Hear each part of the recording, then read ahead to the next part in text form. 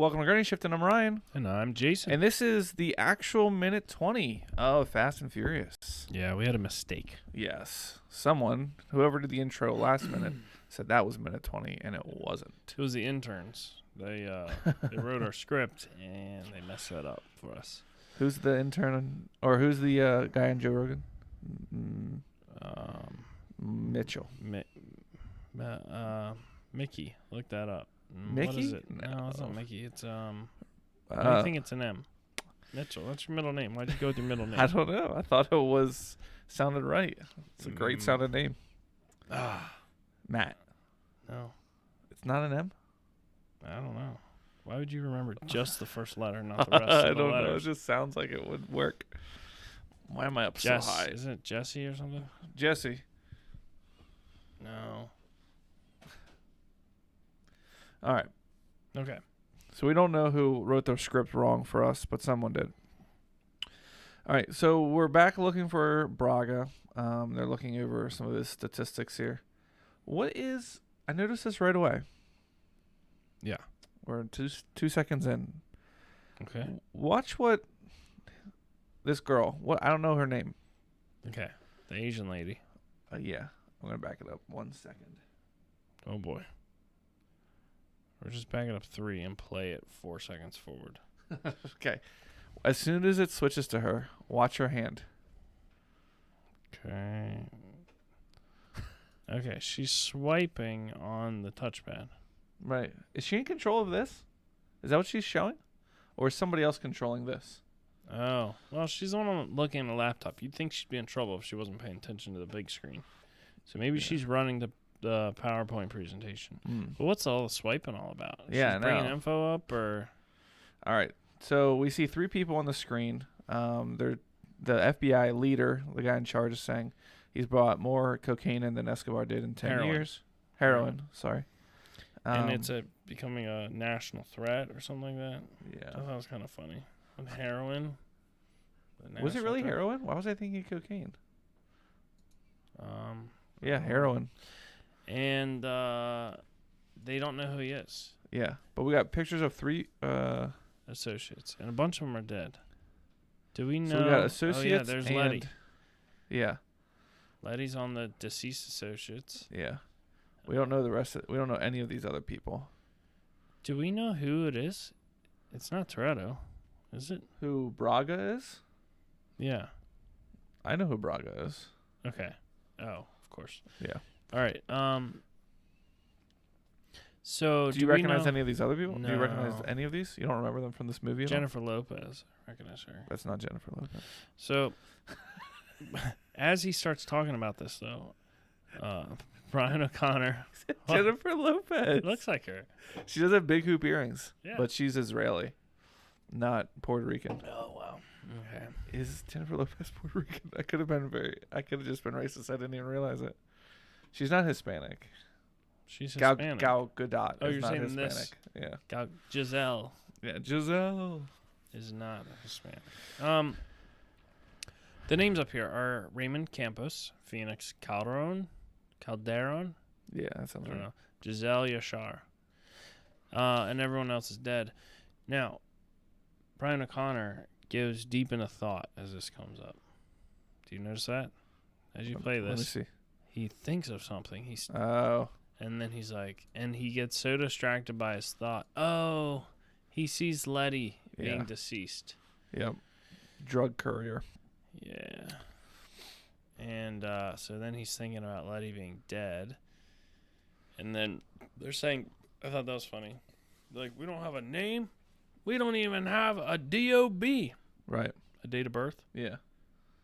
Like, that'd be an early piece of information. Like when you're just starting to figure something out, you get the date of birth. Like that should be the first. He's acting like that. Whoa. He's acting like that should be like the first thing that you know. Right. But really, it's like you probably want a name before. I mean, you probably need a name before you could figure out a date of birth. And it doesn't help. Well, yeah. I mean, like, it would help you find a person, right? But you're not going to get a date of birth to find a person. You might get their date of birth after you know who they are. Don't you think? And how would you ever discover? Name has to be first. Yeah. What situation would you ever find out somebody's birthday and then figure out who the person was. Yeah. Well, if it's, what's this guy's name? Something Park? David Park. David Park. Yeah.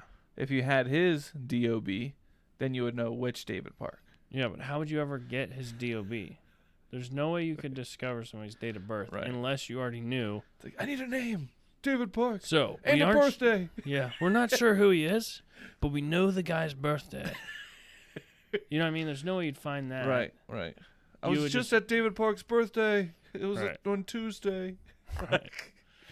There's no way you could find that out. Like, unless you got it off an ID, and then you'd have his identity anyway. Oh, what about, so do they do all of their interrogation only in wrecked cars? Like, why didn't they bring that guy in and be like, okay, we're going to do like an official interrogation here? Like, the guy Brian O'Connor chased down? Right. I think it was an illegal interrogation.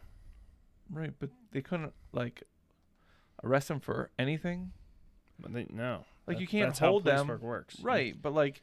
And they can plead the fifth, right? They can choose to just not speak. Right. But I thought it was all like, okay, well, their lawyers are coming.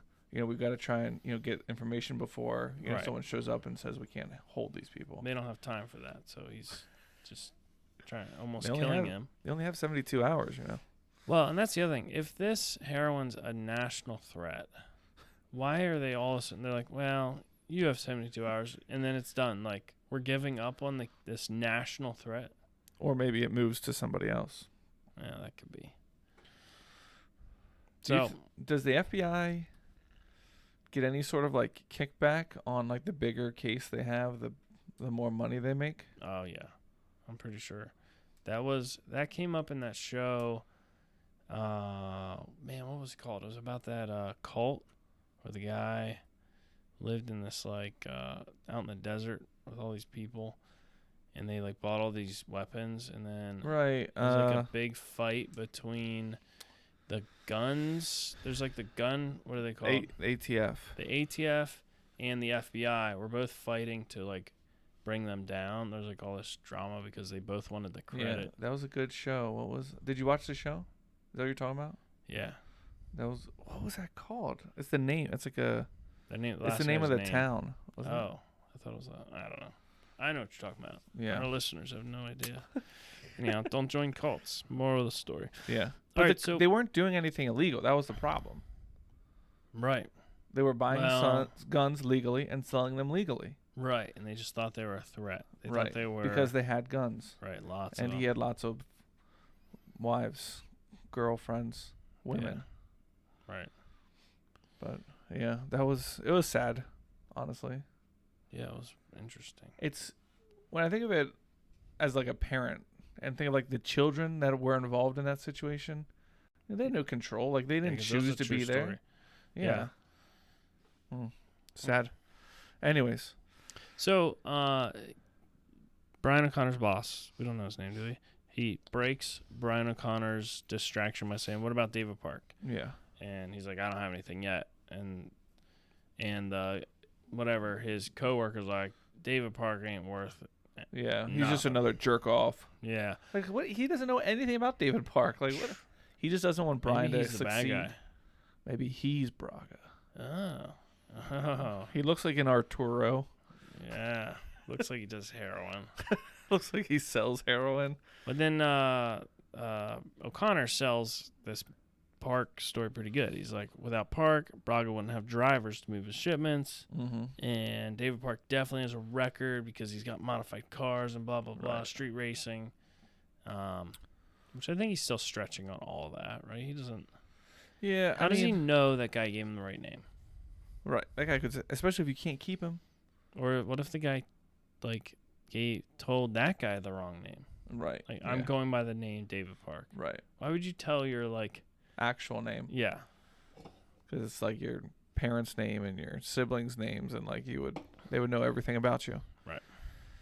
Also, it does seem like a modified street racer hauling drugs is a bad choice. That attracts attention. You'd be like, okay, where's like the old lady, who's down on her luck and needs a hip replacement, needs some cash. We'll have her haul Like $10,000 across the border. The benefit of a tuner car is they're faster. But how realistically, when you're on the public road, how much faster can a tuner car get from point A to point B? Yeah. And why is it important to move heroin quickly? I feel like it's more important to move it discreetly. Right. So later on, we see why they have to be fast and furious. But the only reason they have to be fast is because they're not doing it discreetly necessarily. So we'll get there. Yeah, we'll get there. All right, what else do we have in this minute? So he keeps talking about park. He's suggesting to cross-check traffic violations, street racing. The guy's gonna have a record. We'll find him. Which is basically what you just said. But after they find him, they still only have a few hours left to get he's not even the guy. Right. He's their connection to Braga. Right. Oh. All right. So they're walking out of the meeting, and Stasiak. Is that his name? Brian's coworker. Yeah, I should find it out. So it's something goofy like that. He comes up with this little cell phone in his hand and says, "What do you know?" You know what that is? It's a BlackBerry. Oh, is it? Yeah. Oh, that's funny. He said, "Your boy Toretto's red Chevelle's been spotted in his old neighborhood." And I was like, "Red Chevelle? He didn't have a red Chevelle, did he? Is that what he's driving?" That's maybe he did in the original one. I don't remember. I just remember. I mean, the original one he had the RX-7. What did he drive after the RX-7? He parked it in the lot. Did he drive anything after that? Yeah, the whole rest of the movie. No, the Civics. They drove the Civics to pull over the trucks. And then the Charger at the end. Yeah. All right, so this guy, what do you think his name is? Stasiak says, "I'm going to bring his butt in." And Brian says, "Not in your car, you're not." Which is kind of funny. Making fun of his police car. Yeah, it is kind of weird to think about him being so on the inside of that situation with the Toretto and all that stuff. And knowing them personally, but why would they even let him on this case? He's not a part of that case. Oh, bringing this in. Yeah, he's not a part of Dom as far as we know. That guy's just flaunting in his face I'm bringing your buddy. Right, yeah. Why was he at the funeral then? Because, Letty, it was Letty's funeral. Letty was his friend who he got involved into the thing. Yeah, but Letty is involved in Braga. We know that. Right. She was just showing up on their computer. And I thought they were all there trying to get Dom. I think you're right. I don't know. But they shouldn't have let him back on the case. Anyhow, the scene then changes and we see Stasiak. We're never going to remember that. Stasiak. I will never forget it. We see a dark road in the woods with leaves and whatever. Yeah. And we see a red. It looks like could be a red Chevelle. Could be. Wait. Is that the one he built? Yeah, look at the front end. This is the one he was working on. I don't think got it's the phone one call. Yeah. It's got the double headlights. Well, how much time has passed? From the time you get a phone call that someone's dead till the funeral, that's what, 5 days? I hate to bring this up, but do you know what Sean did in 5 days in Tokyo Drift? We can't compare everything to Sean, He's pretty impressive. Yeah. But that's where minute 20 ends. Red Chevelle hidden in the bushes in the dark on a dark road. And we can only assume it's him and Mia going to look at the crash site. Oh, right. Remember? He wanted to go see the crash site. Yeah. We'll find out on the next minute. Yeah. And thanks for listening. I'm Ryan. And I'm Jason. And always remember, winning's winning.